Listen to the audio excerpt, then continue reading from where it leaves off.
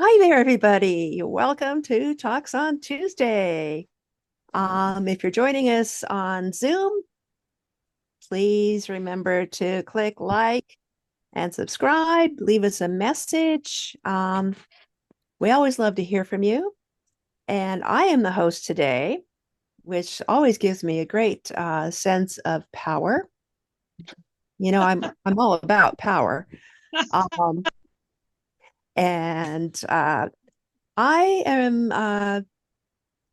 kind of interested today in an article I read in the New York Times yesterday about happiness. And so I thought I would bring that up, and I'm going to put the link in the chat right now, which will allow you to read it even if you're not a subscriber.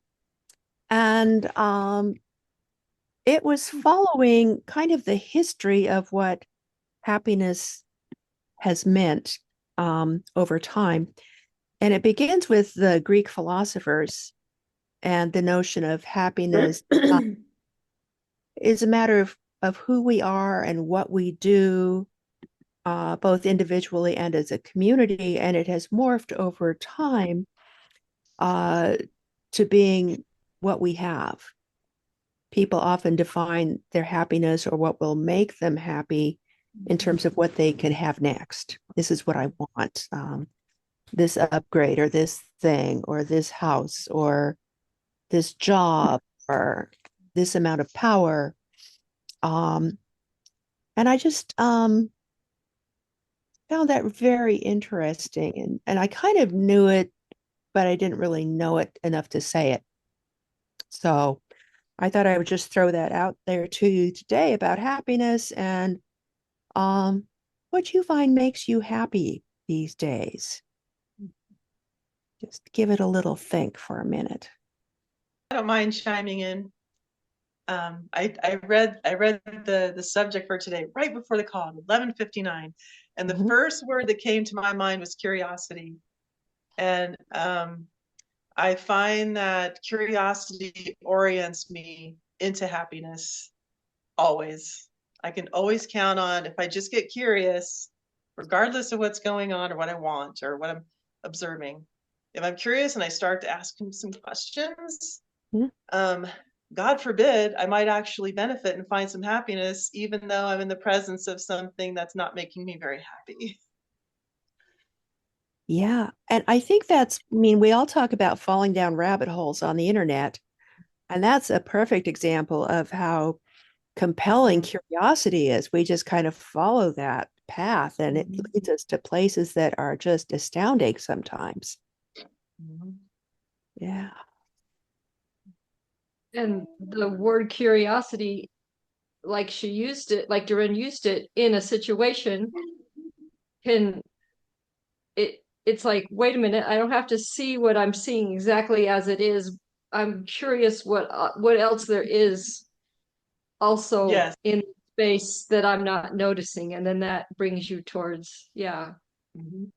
I feel And that. more, I'm noticing people who have that component to their sort of processing, and I'm really noticing people that don't.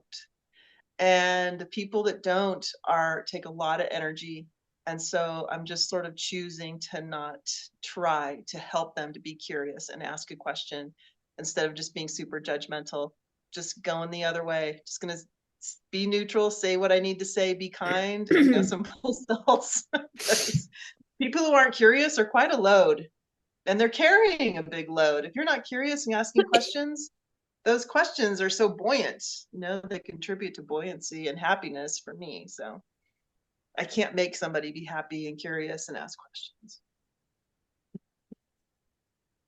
People that aren't curious, they believe black is black and they believe white is white, and they're just stuck that it is what it is. And Yes.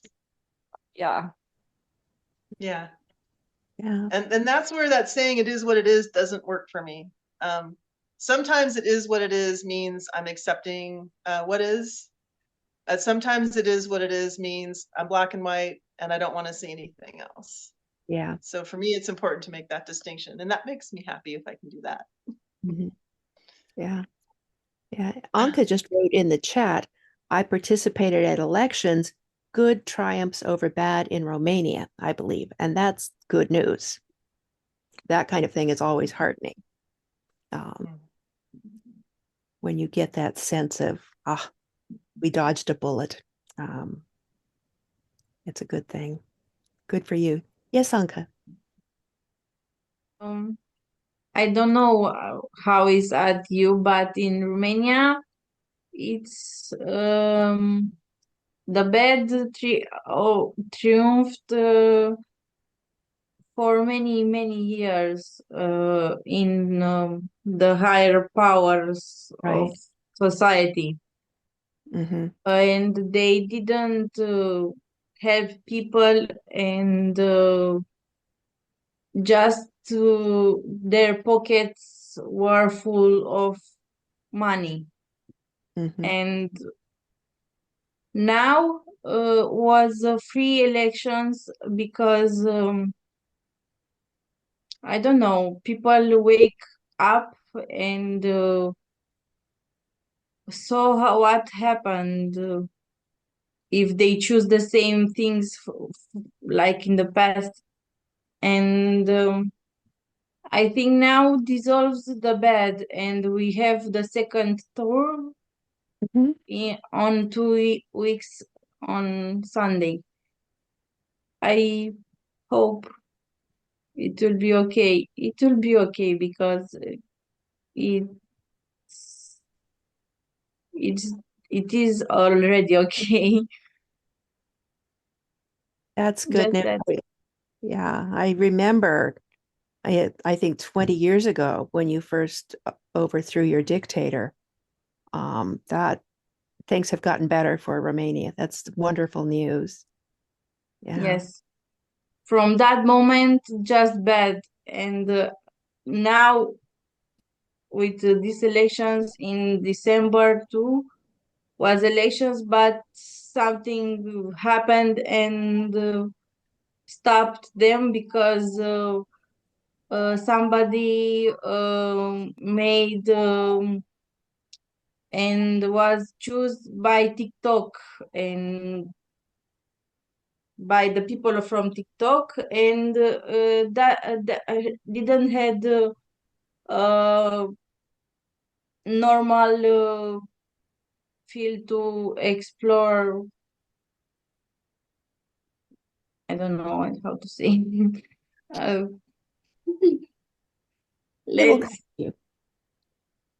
I think that's great, Anka. Thank you so much for sharing that. And you're right. I mean, I think they didn't accept that first election because there was interference, and so they threw out the results. But what I noticed was your first two words was "I participated," and to me, that's kind of that feeling of accomplishment and that you're being part of that. And to me, that's kind of speaks to what Doreen and Chelsea were talking about as far as just that, looking at something that is a positive, as an action that can make a difference. And so I like that. Go ahead, Louis Trace.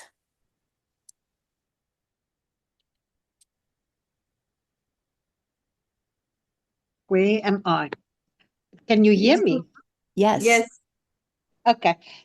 This is a very, very complex topic that we are discussing tonight. And happiness, if I can start feeling my way through it, I'm going to try. Happiness is one of the most important things in a person's life because that is giving it meaning. It gives you joy. And it also had such an important part in what is your health and your achievements in life and your way of living. How is your day to day is the building blocks of what is going to be tomorrow. And happiness is, I think it is also a mind orientated goal that you must have, and be very careful not to be always jump for the first disappointment, but to keep your mind even and see that everything that's bad, there is a lesson to improve. And with that, that gratitude will bring you more happiness on your way. I don't know. For me, happiness is it lifts everybody around you up. It makes your day light. It makes your day meaningful. It makes you healthy. And it makes you feel you walk that high on the earth. That's my take of happiness. That is so lovely, Louis Therese. Thank you so much. Yeah. Renee. Okay, my take on this today is something I learned many years ago. Know thyself, accept thyself, forget thyself.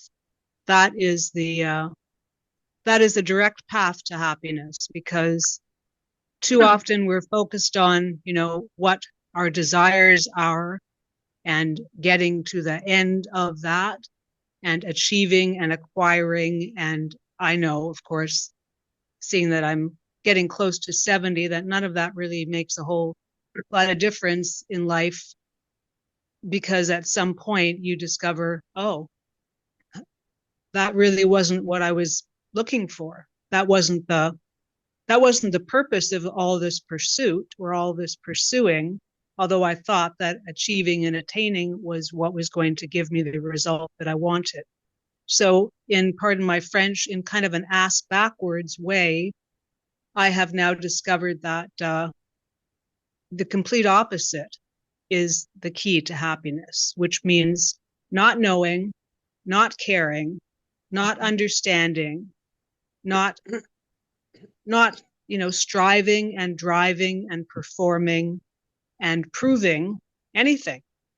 That to me is the ultimate key to happiness. And peace and contentment is to be grateful for everything that is exactly the way it is, to not try and change it and, contort it in your version of how you think it's supposed to be, to really totally embrace everything the way it absolutely is a big component of being peaceful and happy. So that's my take on this today. Thanks that you can hear me and I have a voice. So yippee.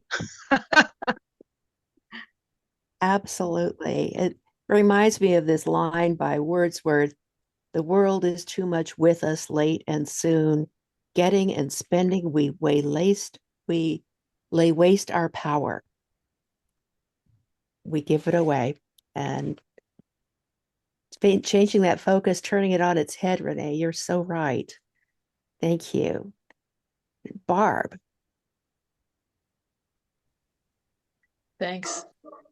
And yeah, I just wanted to, what I'm hearing is almost, to me anyway, kind of the same thing presented in slightly different, like say teacups or whatever. But when I first heard Doreen and then Chelsea and everything since then, it's to me just kind of reframing what you're not happy with. If something bothers you, and last week somebody sent me an email that to me was like kind of insulting, and it forced me to do something.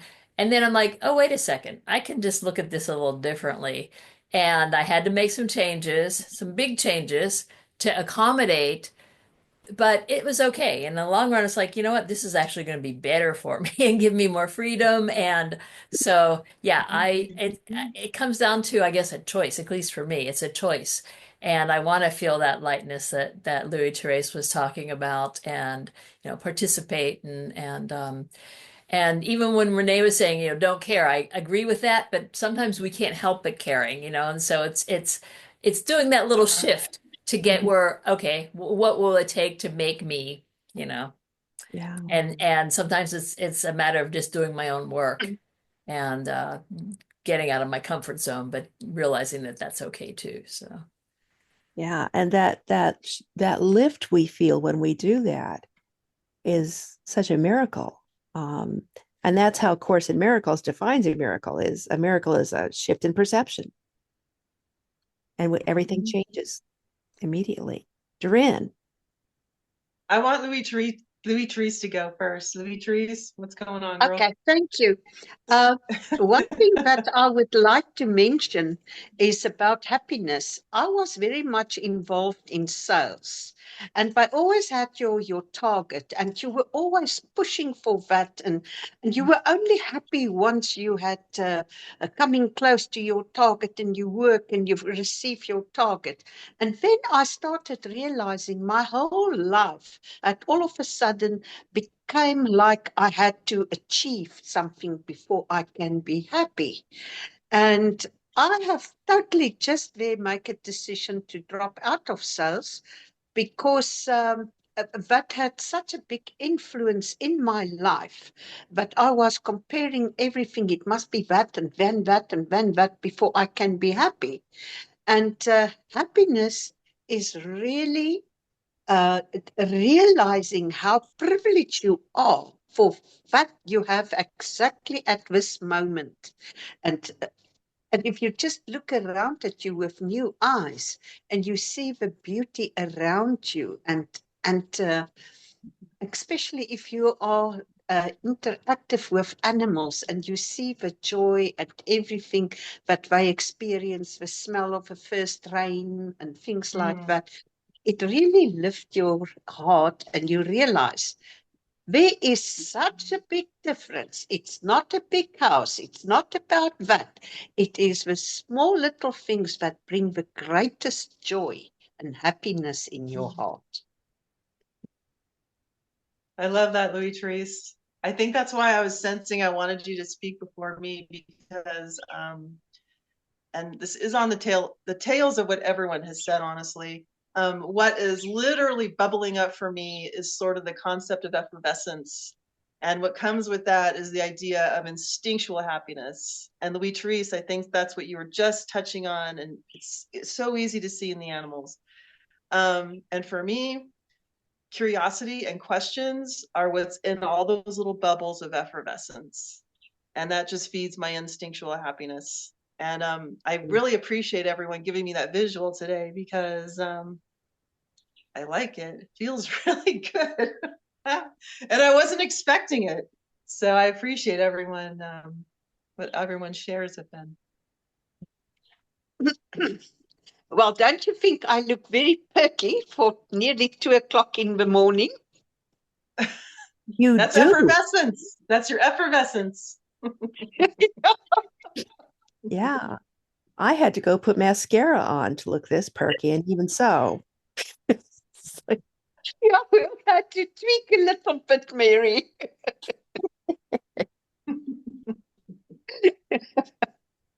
One of these days I'll have a thing in my hand that I hold, with a face in front of it.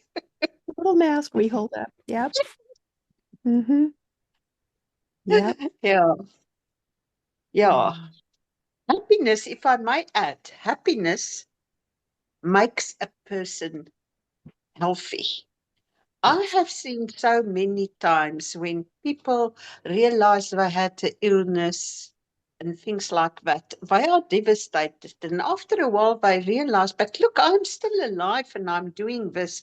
And there came a time when they take stock and they realize, look, I can do this and this, and this is still my bucket list. Let me go and do it. And now, am I going to do it with a long face or what?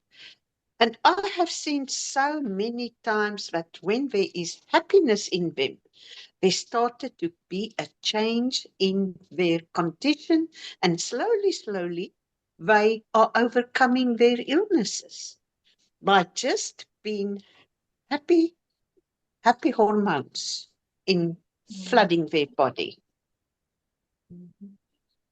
Yeah. And it's so hard sometimes when you're down and, oh my gosh, one more thing. And you just have to remember, are these different strategies we have to regain that lift and that happiness, one of which is smiling. When we smile and laugh, it releases endorphins. And before you know it, the miracle has happened. And that is such a gift that we can we can smile, we can laugh, we can watch cat videos on YouTube or anything that will lift us will it generates an attitude that allows you to receive more happiness. You don't have to search anymore. Little things make you happy. Yeah. Well, I thought I would just tell you a little bit about the conclusion of this article I read on in the New York Times, that it went through this whole history of happiness and how it changed over time. And it came up with several vignettes at the end about people who, even though we live in this stressful world that is, it's imposed on us in so many ways, whether it's traffic or the news or what happens at work. And she talked about, for example, this one man who had a very high stress job, and he had a sick child, and his wife was in university, and despite everything, he decided to start coaching the kids' soccer club, and that brought him, even though it was stressful at first, and he didn't even really know the rules, it brought him so much happiness to have this in his life, adding to the community and just doing something positive shifted that load that he had been carrying and was uplifting. And she told several stories about that it's not so much what we want in life, but what we do, and recognizing that it brings us happiness. It was just, so enlightening for me to read that. Very true. Yeah. Yes, Barb. First, I want to read what Julie wrote in the chat to Louis Therese. I loved what you just shared, Louis Therese, and I relate so much. So that's really sweet. And yeah, it was a nice share. And what you were saying, Mary, reminded me of the excuse me, the Hawaiian saying Ho'oponopono, where it translates to I love you, I'm sorry, please forgive me, and thank you. And that might not be the right order, but those four phrases, if you say them over and over, and to yourself and to somebody else, but really to yourself, it's like giving yourself permission to make a mistake and need some whatever you perceive as needing a correction or whatever. It gives you permission to be okay at any point. And they've found that that changes the energy. I think that kind of was what you were talking about with the guy who was coaching, being Yes. around that young energy and that just that all that exuberance, and it just changes the vibrations in your life. And then it just kind of continues on. And there's so much evidence all around of that happening. So The words I'm using, peace of eye, is coming from the teacher of Wat Ho'oponopono. He teach you those 4 lines, but when he finished his final words or writing a letter, he always used P of I, and that means peace of I, of a complete I. The I, yes. Yes, not me, but total I. The complete I, not me. The me is with attitude. The I is the completeness of purity and everything, because once you say you are at peace, that I is a godliness. Then you are close to your godliness when you are at peace. Yes. That's so true. That little bit of effort to embrace the good, the peace, the whole. And Renee says Dr. Joe Vitale wrote about Popo. Yes. I can't say it. Ho'oponopono. Yes. Ho'oponopono, yeah, right. Yeah. Yeah, there's a lot of different Yeah. writings about it. It's actually pretty profound. Well, I Yeah, think it we should is. all take a field trip to Hawaii. Well, yeah, my understanding is the guy who started it worked in an like a mental institution, and he would say that every day, and it got to the point where they actually eventually were able to close because people were healed, found their own peace. And he didn't do a lot of other treatments. He just did that, is my understanding. So it's definitely worth checking out. Yes. I think it's kind of similar to that namaste in Indian, that Greeting. greeting, the divine in me greets the divine in you. And to have that connection, because all of us, regardless, have some aspect of that divine, whether it's visible or not. Yeah, it is there. Yeah. Yeah, Well, whether just we're aware of it or not. I'm going to say we're just about out of time. If anybody would like to add to our discussion a little bit, have a saying or an anecdote to end on.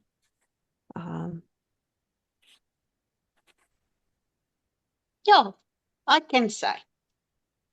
When you're feeling a little bit down, and you feel your luck is out, just look down.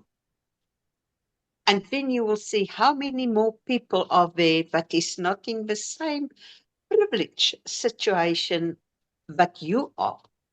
And that always makes me remember I am very special and I am very privileged. There is a lot more people that is not on my way, either financial or whatever, or health or whatever. My husband had this saying, always look down. Don't look up, because up there will always be somebody better than you. But look down and you will be very grateful for where you are in life. Yes. And gratitude is also one of those concepts that engenders joy. That is so sweet.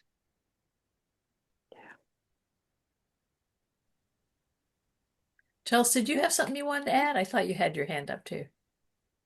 Yeah, I had a saying I was going to add, but if I could say something about what Louis Treese just said, like I kind of in my mind I paraphrase it in another way. When you're feeling down, give thanks for that, because that's showing you that you are recognizing that something's just a little bit out of alignment. Oh, thank you. Okay. And then recalibrate. Mhm. Yeah. But my I saying like to that. yeah. But my saying to end is I have a sign in my sewing room that I kind of put together, kind of a little collage thing, but it says the pursuit of happy mess. Mhm. Absolutely. And joy can be that organizing force that you don't even have to work at. Well, That's I so love you. freeing, Yeah, that happy mess. That just that makes me feel free. happy mess. Yeah, makes me smile. Well, thank you, everybody. Love you all so much. Love seeing your happy, sweet, beautiful faces here. Thank See you you. next week.